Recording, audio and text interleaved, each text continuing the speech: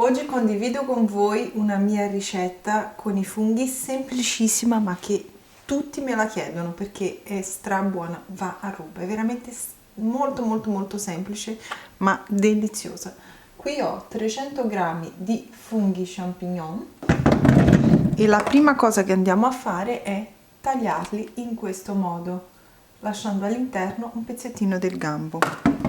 Vi consiglio di utilizzare dei funghi piccolini, più sono piccini e più verrà buona. Ecco qua i gambi, li conservo, mi raccomando non buttateli, sono ottimi. Laviamo i nostri funghetti. Questi coltivati di solito sono abbastanza puliti già di loro. Padella meglio sia antiaderente e piuttosto grande.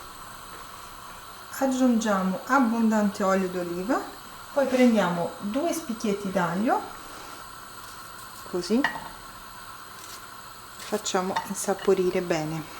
Aggiungiamo anche il gambo del prezzemolo, 2 rametti e un po' di peperoncino, ovviamente solo se vi piace. La cosa importante è far friggere l'aglio, che darà tanto sapore.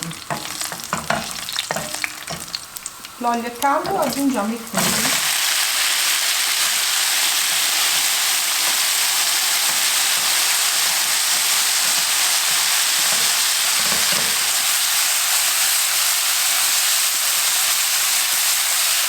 Mescoliamo per ungerli bene.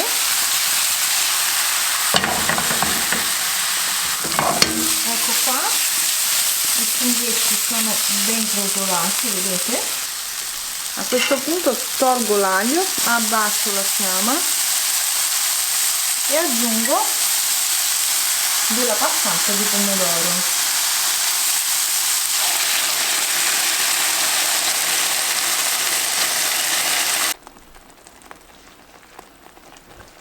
Sentite che rumorino? Ora aggiungiamo un po' d'acqua.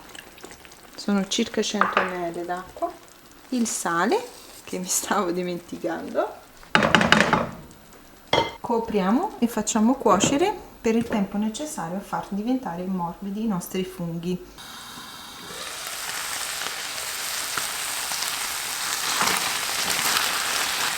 E con l'aiuto di Madre Natura abbiamo fatto le polpette vegetariane, vegane, polpette senza carne più veloci del mondo, perché non bisogna fare niente oltre a mettere i funghi in padella. Guardate che meraviglia, sembrano polpettine, vero? Adesso dobbiamo soltanto aggiungere una manciatina di prezzemolo fresco, guardate qua,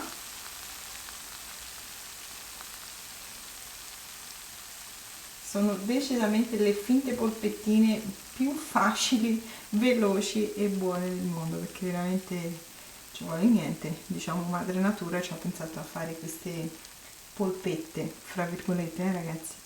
Assaggio.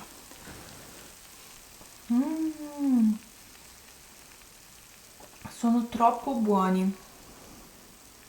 Provate anche voi le mie finte polpette. Impiattiamo.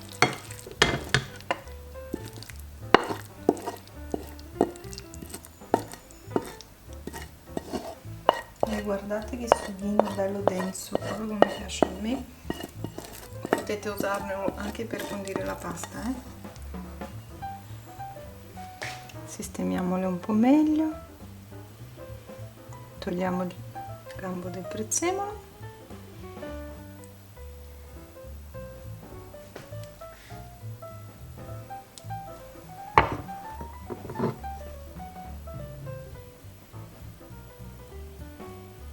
Peccato che non potete sentire il profumo.